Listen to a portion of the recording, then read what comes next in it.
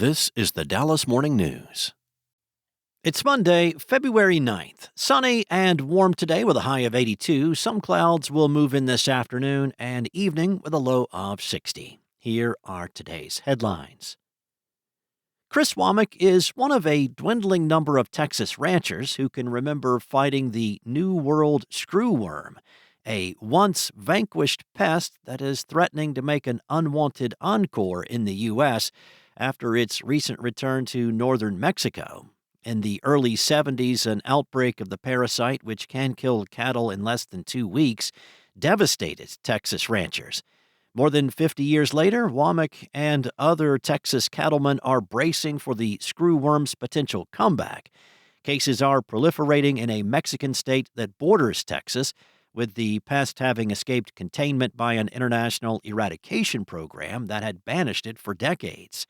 Texas Governor Greg Abbott issued a disaster declaration last week to open up state resources for the screwworm response. The pest's resurgence would squeeze the $130 billion U.S. cattle industry, which is already struggling with a record-low herd and rising costs. The screwworm prompted the U.S. to ban cattle imports from Mexico for much of the last 14 months, crimping American beef producers at a time when record prices for the meat are adding to the pressure on shoppers angry about the cost of food. An outbreak could cost Texas cattle producers $732 million and deal a $1.8 billion blow to the state economy. That's according to the U.S. Department of Agriculture. Texas, with its famous history of cattle drives and cattlemen, still has a bigger herd than any other state, with 12.1 million head, about 14% of total U.S. inventory. In other news, the Dallas Police Department said 2 of its officers shot and killed a man Sunday evening after responding to reports of a person threatening to harm himself at an apartment complex in the Oaklawn area. The man, whose identity was not released Sunday night, was taken to a local hospital for medical treatment, where he died. The incident began shortly after 7:30 p.m. at an apartment complex in the 5100 block of Lemon Avenue. No Dallas Police Department officers were hurt during the incident, and no other injuries were reported. Next up, cooking at home has become a common choice for Valentine's Day, especially among couples looking to manage costs and avoid crowded dining rooms.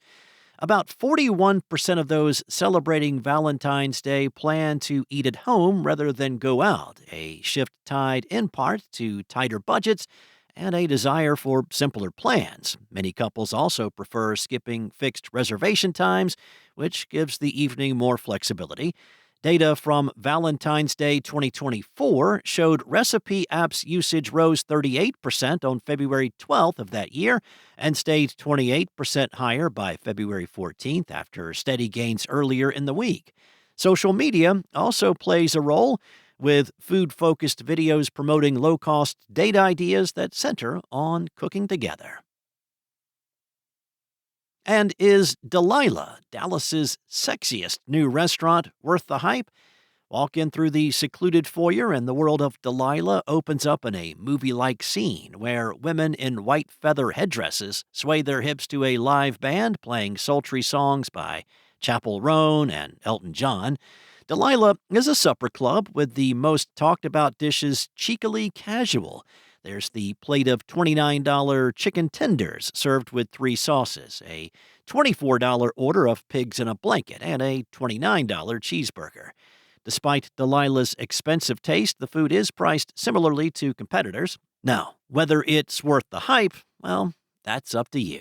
If you'd like to check them out, Delilah is at 1616 Highline Drive in Dallas.